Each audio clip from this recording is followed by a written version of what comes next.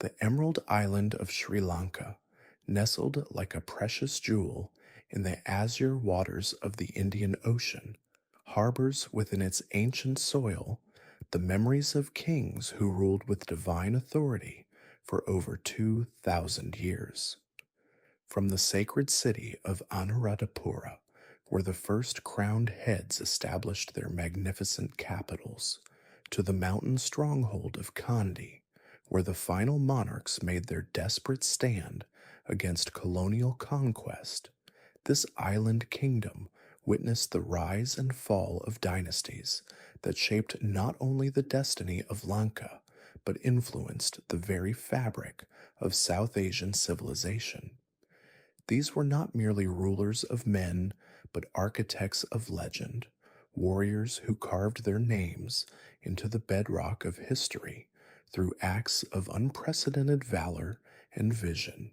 They commanded vast armies, constructed monuments that defied the heavens, and governed realms where Buddhism flourished under their divine protection.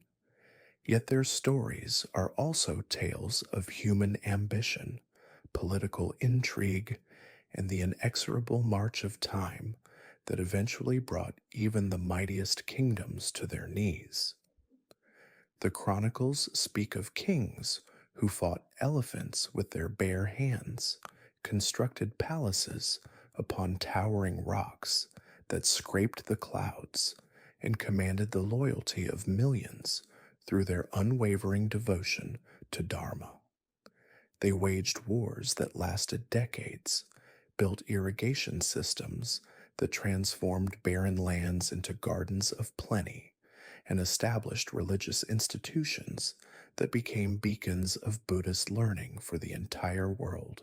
Their reigns marked epochs of unprecedented prosperity, cultural renaissance, and military triumph that echo through the centuries.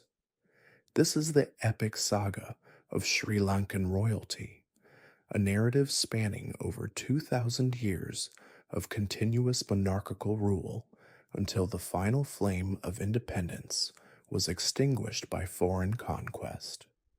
From legendary founders who established the very foundations of Sinhalese kingship to the last sovereign who faced the overwhelming might of the British Empire, these rulers embodied the hopes, dreams, and struggles of a proud island nation that refused to bow to any earthly power save their rightful kings. The story begins in the mists of antiquity, in the 3rd century before Christ, when a prince named Pandukabaya would emerge from obscurity to become the founding father of the Anuradhapura Kingdom. Born into a world of tribal warfare and political chaos, Pandukabaya was the son of Princess Unmadachiti and Prince Digagamani. His very birth was marked by prophecy and violence, for his uncles, fearing the predictions that he would one day rule over them all, sought to eliminate the infant prince before he could fulfill his destiny. The chronicles tell us that Pandukabaya's mother, desperate to protect her son from the murderous intentions of her brothers, entrusted the child to a loyal servant who spirited him away to safety in the remote forests of the island. There, hidden from the eyes of those who would do him harm, the future king was raised among humble folk who recognized neither his royal blood nor the greatness that destiny had ordained for him.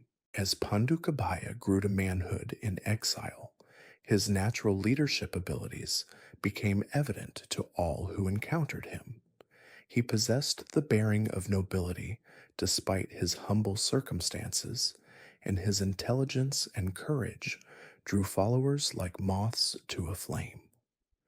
The young prince understood that his survival depended not merely on remaining hidden, but on building the strength necessary to reclaim his birthright and establish his rightful place upon the throne.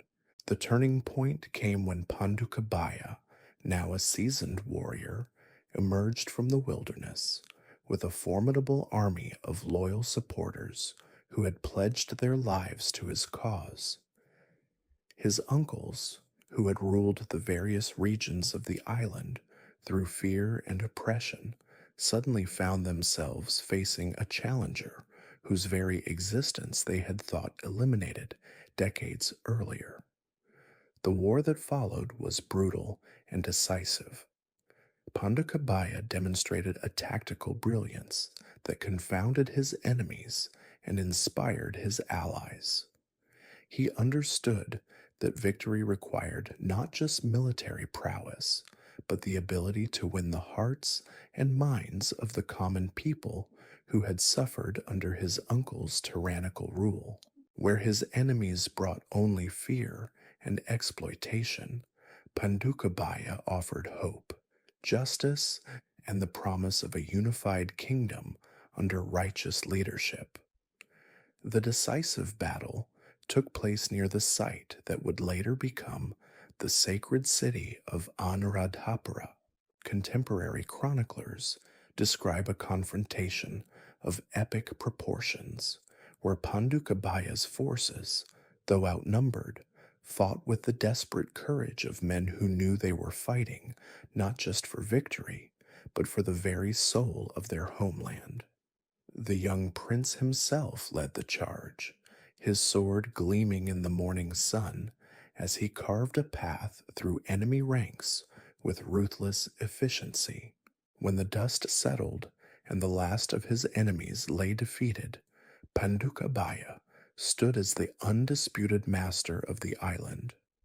But his greatest achievement was not the military victory itself, but what he built upon that foundation.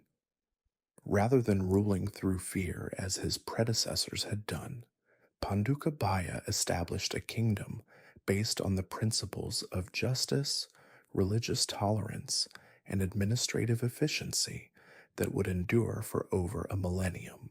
The new king chose the site of his final victory to establish his capital, laying the foundations of what would become Anuradhapura, one of the most magnificent cities of the ancient world.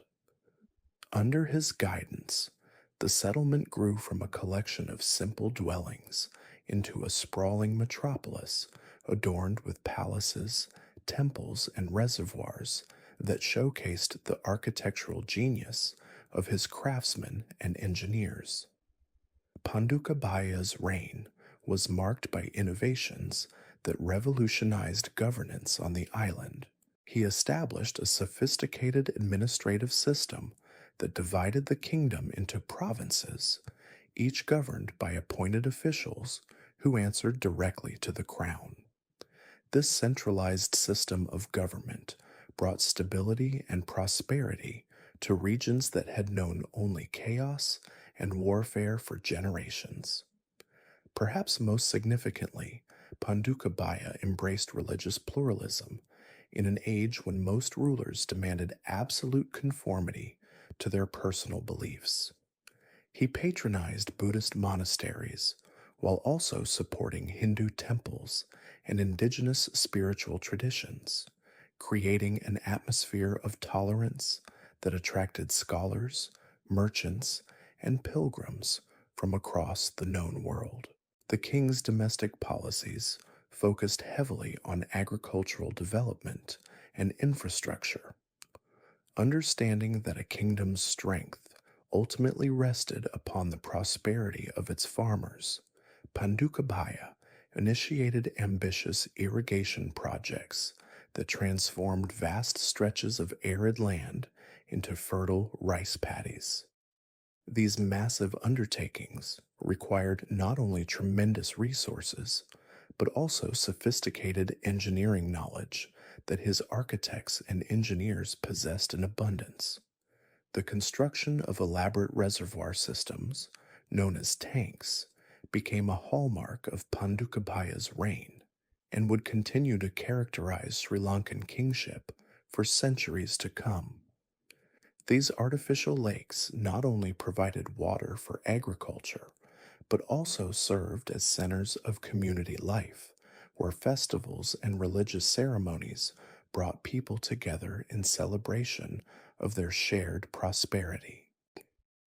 As Pandukabaya's reign progressed, his kingdom attracted increasing attention from foreign powers who recognized the strategic importance of controlling the sea lanes around the island.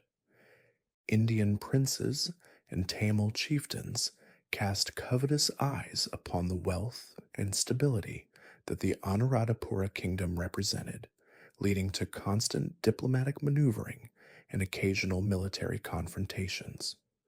The king proved equally adept at foreign policy as he was at domestic governance. He forged strategic alliances with powerful mainland rulers while maintaining the independence and sovereignty of his island kingdom.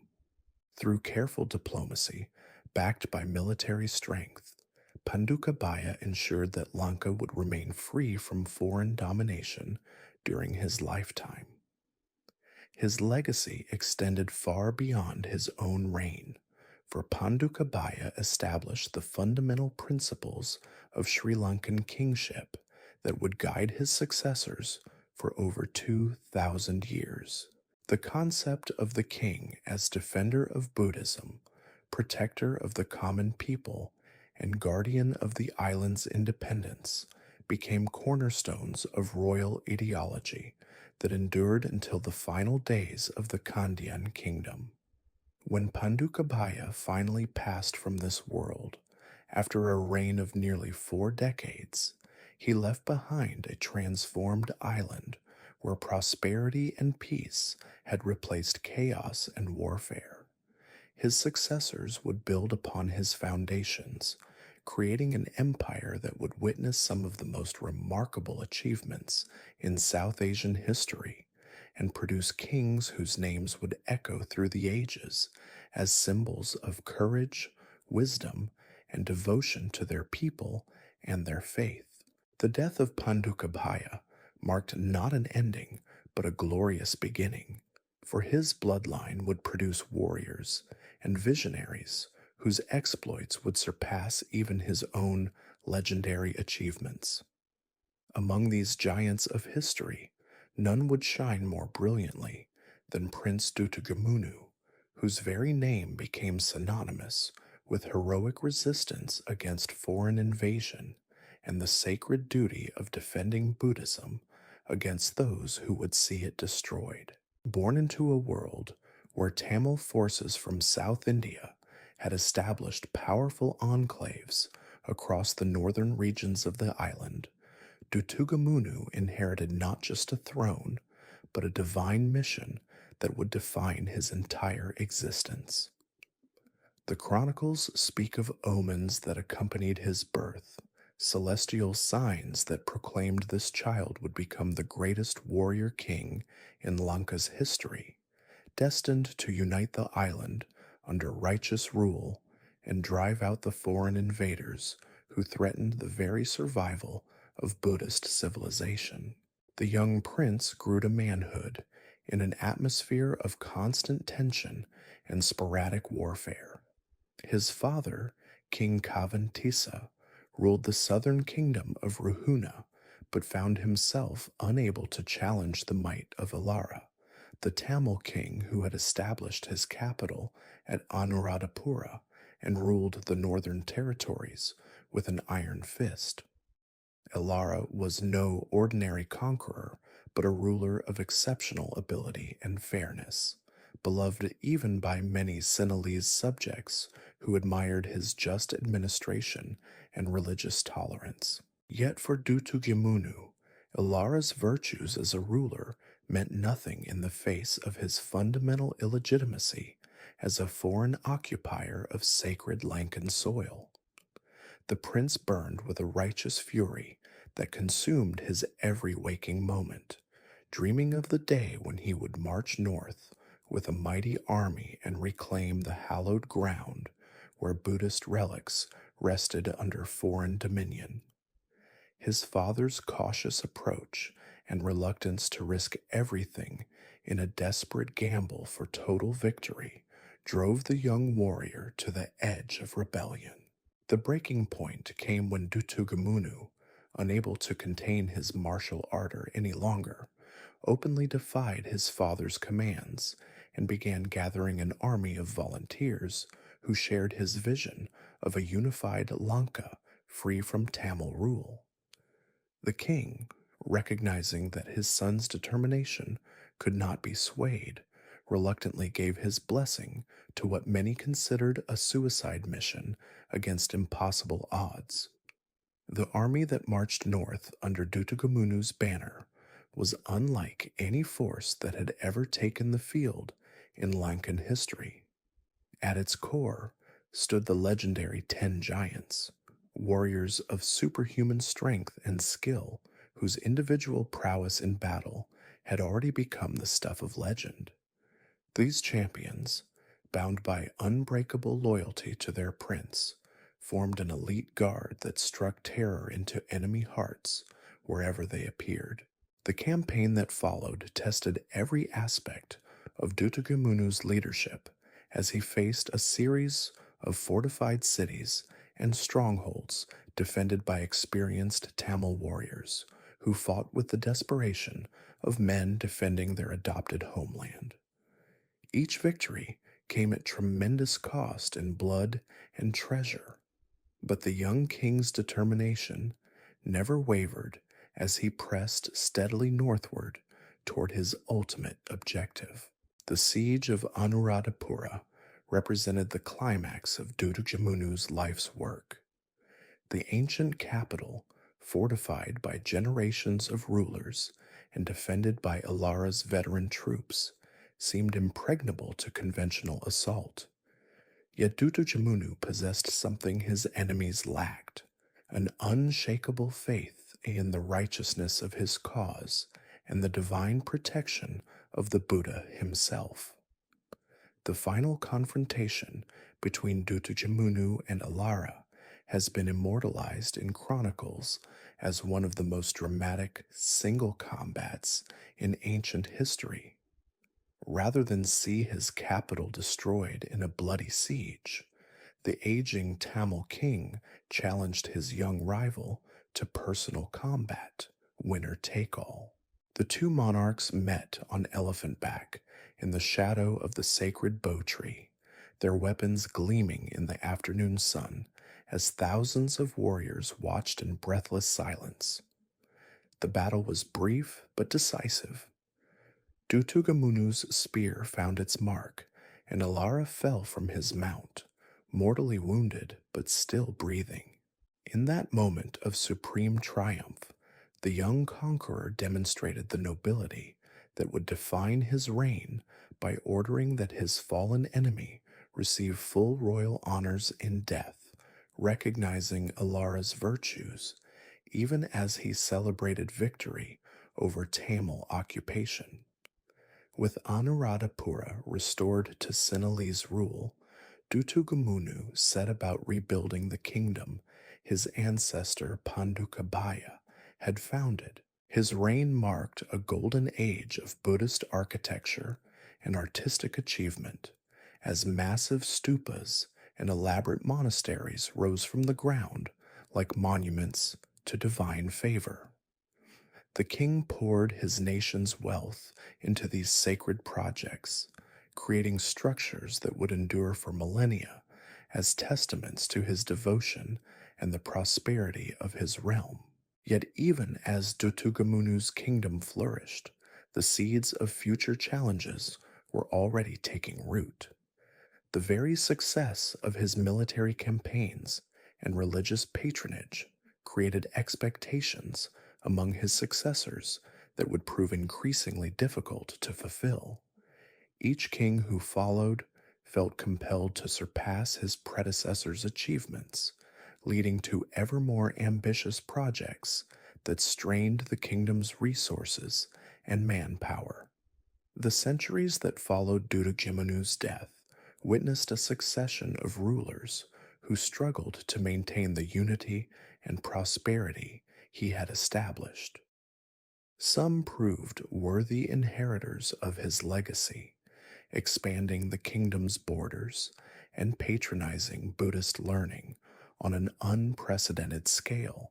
Others fell victim to the corrupting influence of absolute power, allowing palace intrigue and personal weakness to undermine the foundations of royal authority. Among the most extraordinary of Dutugemunu's successors was King Kashyapa, whose reign in the late 5th century would become synonymous with architectural audacity and political paranoia.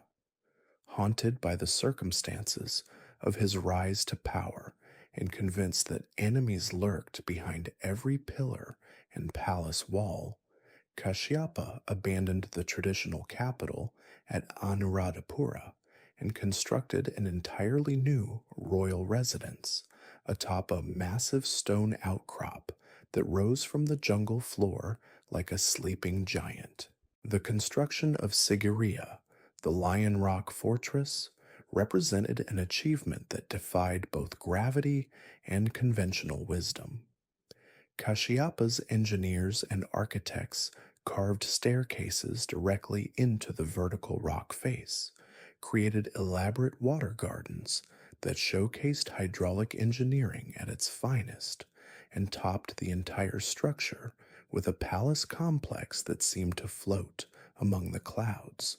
The fortress city became a symbol of royal power, pushed to its absolute limits, a testament to what could be accomplished when unlimited resources met unlimited ambition.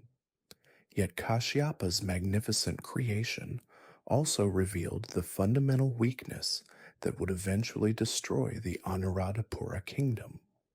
The massive resources devoted to Sigiriya's construction drained the royal treasury and diverted manpower from more practical concerns like military preparation and infrastructure maintenance. When Kashyapa's brother finally returned from exile with an army to reclaim his rightful throne, the Lion Rock fortress became not a symbol of strength, but a gilded prison from which its builder could not escape.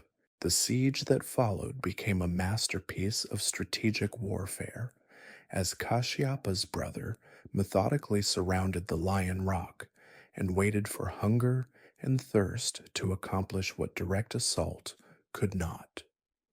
The king who had built his palace among the clouds found himself trapped by his own architectural marvel, watching helplessly as his support crumbled and his soldiers began to question the wisdom of defending a fortress that had become their tomb.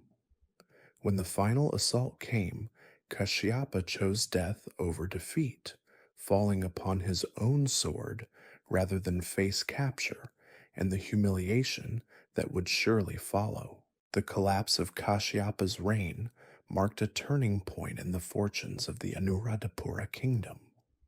The enormous costs of constructing and maintaining Sigiriya had weakened the royal treasury beyond recovery, while the king's paranoid rule had alienated many of the noble families, whose loyalty formed the backbone of monarchical power.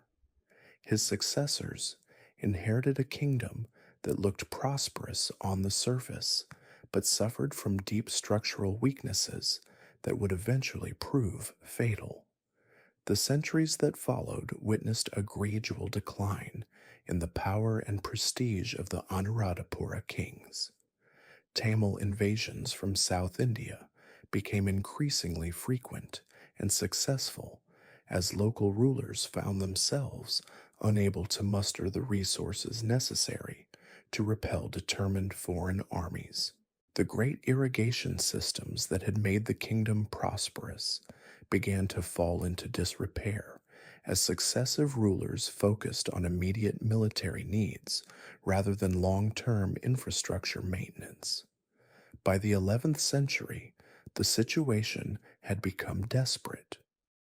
Tamil forces controlled vast swaths of northern Lanka, while internal rebellions and palace coups weakened royal authority throughout the remaining Sinhalese territories. The ancient capital at Anuradhapura once the jewel of South Asian civilization, lay in ruins after repeated sackings and occupations by foreign armies who showed no respect for its sacred Buddhist monuments. It was during this darkest hour that a new dynasty emerged from the southern regions of the island, determined to restore Lankan independence and Buddhist supremacy through sheer force of will and military brilliance. The Polonnaruwa Kingdom, established by King Vijayabahu in the late 11th century, represented a phoenix rising from the ashes of Anuradhapura's destruction. Vijayabahu understood that survival required not just military victory, but a complete transformation of how Lankan kingdoms organized themselves for war and governance. The new capital at Polonnaruwa became a fortress city designed with defense as the primary consideration. Unlike the sprawling magnificence of Anuradhapura, Polonnaruwa was compact, heavily fortified, and positioned to take maximum advantage of natural defensive features. The king surrounded himself with professional soldiers rather than relying on feudal levies, creating a military machine capable of rapid response to external threats and internal challenges alike. Vijayabahu's greatest achievement was not merely driving out the Tamil occupiers, but establishing a system of government that could adapt and survive in an increasingly dangerous world. He recognized that the old ways of ruling through religious authority and traditional legitimacy were no longer sufficient when faced with enemies who possessed superior numbers and resources. The new kingdom required pragmatic leadership, efficient administration, and above all, the ability to mobilize every available resource in defense of Lankan independence. His successors built upon these foundations to create what would become the most powerful and prosperous period in medieval Lankan history.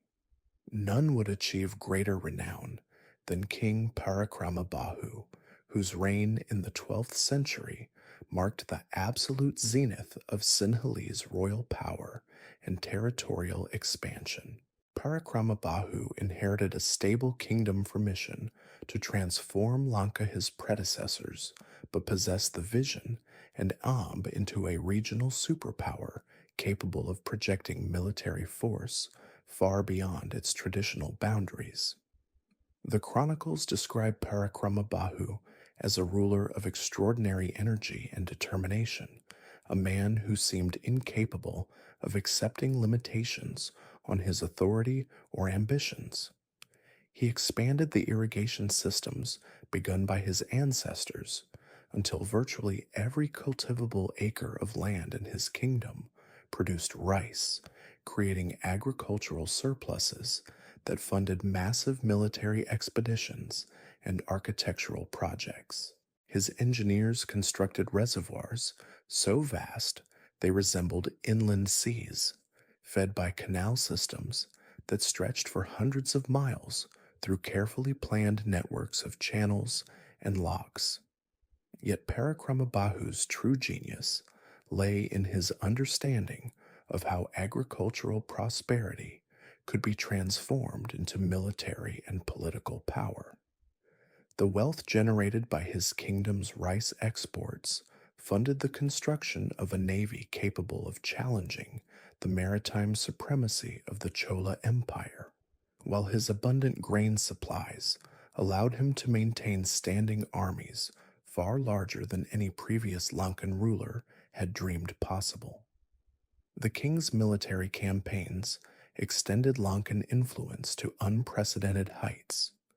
His armies conquered territories in South India that had never before acknowledged Sinhalese authority, while his naval forces dominated the sea lanes connecting the Indian Ocean trade routes. For a brief but glorious period, Parakramabahu ruled an empire that stretched from the southern tip of India to the northern shores of Lanka, making him one of the most powerful monarchs of his era. The architectural achievements of Parakramabahu's reign reflected the enormous wealth and confidence of his kingdom. The ruins of Polonnaruwa still bear witness to the magnificent palaces, temples, and public buildings constructed during his rule, structures that combined practical functionality with artistic beauty in ways that had never been attempted before. His craftsmen developed new techniques for working stone and metal that produced monuments of lasting grandeur, while his urban planners created city layouts that maximized both defensive strength and commercial efficiency. Perhaps most remarkably, Parakramabahu managed to combine territorial expansion with internal development, avoiding the trap that had in many of his predecessors who focused exclusively on either conquest or domestic prosperity. His kingdom thrived economically, even as it waged constant warfare, demonstrating a level of administrative competence that few medieval rulers anywhere in the world could match. However, the very success of Parakramabahu's reign contained the seeds of future disaster. His military campaigns, though victorious, had stretched Lankan resources to their absolute limits and created powerful enemies who would eventually seek revenge for their defeats. The Tamil kingdoms of South India, temporarily subdued by Sinhalese arms, began planning their own campaigns of conquest, while Parakramabahu's successors proved incapable of maintaining his level of military and administrative excellence. The decline of the Polonnaruwa Kingdom followed a familiar pattern of internal weakness, leading to external vulnerability. Palace intrigues undermined royal authority as competing claimants fought savage civil wars that devastated the very territories they sought to control. The elaborate irrigation systems that had made the kingdom prosperous fell into disrepair as successive rulers diverted resources to fund their personal armies and construction projects. By the 13th century, Tamil invasions had once again reduced the Sinhalese kingdoms to desperate defensive struggles for mere survival. The great cities of Anuradhapura and Polonnaruwa lay abandoned, their monuments crumbling and their populations scattered to remote jungle refuges where they could hide from foreign armies and marauding bandits. The final chapter of classical Lankan civilization began when the remaining Sinhalese nobility retreated to the mountainous interior of the island, establishing the kingdom of Kandy in terrain so difficult that foreign armies could not easily follow. The Kandyan kings understood that their survival depended not on matching their enemies' strength, but on exploiting the natural advantages of their mountain fortress and the fierce loyalty of a population that had never known foreign rule. The kingdom that emerged in the hills around Kandy represented both continuity and dramatic change from the great monarchies of the past. These rulers maintained the traditional ceremonies and religious observances that legitimized their authority, but they governed a much smaller and more tightly controlled territory, where every village could be directly supervised by royal officials. The elaborate court rituals and massive construction projects of earlier eras gave way to a more practical approach focused on military preparedness and economic self-sufficiency. The Kandyan kings proved remarkably successful at adapting to changing circumstances while preserving the essential elements of Sinhalese monarchy. They welcomed Portuguese and later Dutch traders while carefully limiting European influence within their territories playing the various foreign powers against each other to maintain their independence. For over 3 centuries, the Mountain Kingdom endured as the last bastion of indigenous rule in Lanka, defying every attempt at conquest through a combination of military skill, diplomatic cunning, and sheer determination. The final act in this ancient drama began when the British Empire, having established its dominance over most of South Asia, turned its attention to completing the conquest of Lanka. The last king, Sri Vikrama Rajasinha, faced an enemy unlike any his predecessors had encountered, a colonial power with virtually unlimited resources, modern military technology, and an unshakable conviction that European rule represented the inevitable march of progress and civilization. The war that followed tested every aspect of Kandyan resistance, as British forces armed with modern weapons and supported by local collaborators gradually penetrated the mountain defenses that had protected the kingdom for centuries. Sri Vikrama Rajasinha fought with the courage of a man defending not just his throne, but the last remnant of an ancient civilization that would die with his defeat. When the final battle ended and the last king of Lanka was led away into exile, more than 2,000 years of continuous monarchical rule came to an end. The British had accomplished what Tamil invasions, internal rebellions, and natural disasters had failed to achieve: the complete destruction of indigenous royal authority and the transformation of the proud island kingdom into a colonial dependency. Thus concluded the epic saga of Sri Lankan royalty, a narrative of triumph and tragedy that spanned millennia and witnessed the rise and fall of dynasties that had once commanded the respect and fear of the entire South Asian world. From the legendary Pandukabaya, who founded the first great kingdom, to Sri Vikrama Rajasinha, who lost the last, these monarchs had embodied the hopes and dreams of their people while struggling against forces that ultimately proved too powerful to resist.